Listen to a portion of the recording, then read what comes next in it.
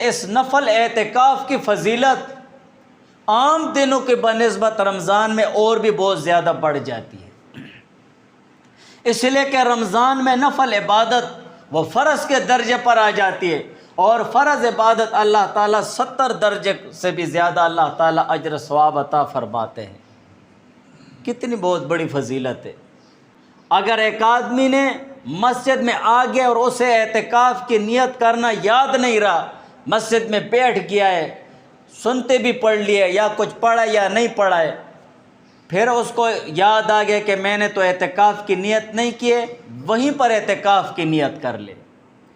بس نیت کا تعلق دل سے ہے، دل میں کہہ دو کہ یا اللہ میں تیرے گھر میں اعتکاف کی نیت سے آیا ہوں، یا اللہ تیرے گھر میں اعتکاف سے ہوں، بس اپنے الفاظ میں آپ اپنے دل میں کہہ دے۔ اور اسی طرح نفل اعتکاف یہ زندگی بھر کا معمول ہونا چاہیے۔ دیکھو میں ہر بیان میں بار بار کہتا ہوں تاکہ ذہن میں یہ بات بیٹھے۔ شیخ زکریا صاحب رحمہ اللہ تعالیٰ فرماتے ہیں کہ ان کے جو والد گرامی ہیں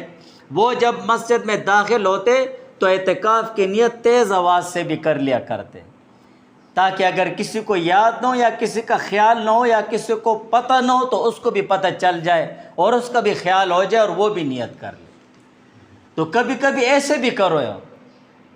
کہ جب مسجد میں داخل ہونے لگو بس نویت میں اعتکاف کی نیت کرتا ہوں، تو دوسرے بھی نیت کر لیا کریں گے۔ اور اس نفلی سب سے بہتر طریقہ تو یہ ہے کہ رمضان کے آخری عشرے میں ہر مومن مسلمان اعتکاف کرنے کی نیت کرے اور اعتکاف کرنے کے لیے کوشش کرے۔ اور جیسے ہم مرد حضرات کی ذمہ داری ہے کہ ہم رمضان کے آخری عشرے میں اعتکاف کرنے کی نیت بھی کریں اور کوشش بھی کریں، اسی طرح ہم اپنے گھر میں اپنی ماؤں بہنوں کو بھی بتا دیں کہ وہ بھی رمضان کے آخری عشرے میں اعتکاف کرنے کی نیت بھی کریں اور کوشش بھی کریں، کہ انشاءاللہ کوشش کریں گے کہ آنے والے اس آخری عشرے میں ہم اعتکاف کے لیے تیار ہو جائیں، اپنے کام آگے پیچھے کر دیں اور اعتکاف کے لیے بیٹھ جائیں۔ اگر بالفرض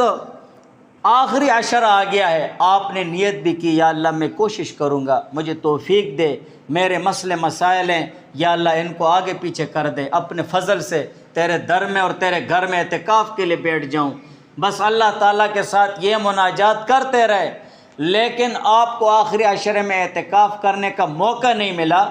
یا توفیق نہیں ملی یا اور کوئی ایسا مسئلہ بن گیا، تب بھی اللہ تعالیٰ تمہیں اپنے فضل سے تیری نیت پر اجر دے دیں گے۔ اور اس سے بھی زیادہ اگر کوئی مومن مسلمان آخری عشرے میں رمضان کے آخری 10 دنوں میں 10 دن اعتکاف نہیں کر سکتا ہے یا کرنے کا موقع نہیں ہے، تو وہ جتنا وقت اس کو ملتا ہے، چاہے 1 گھنٹہ ہو 1 منٹ ہو، جب بھی مسجد میں نفل اعتکاف کی نیت کر لیا کرے۔ اور اس سے زیادہ اپنے کام کاج سے اگر فرصت ملے، اپنی ڈیوٹی سے یا چھٹی کے دنوں آپ 1 دن اعتکاف کر سکتے ہیں، تب بھی غنیمت جانو۔ رمضان کا مہینہ ہے، بہت برکتیں ہیں، عام دنوں کے بنسبت اس میں عبادتیں،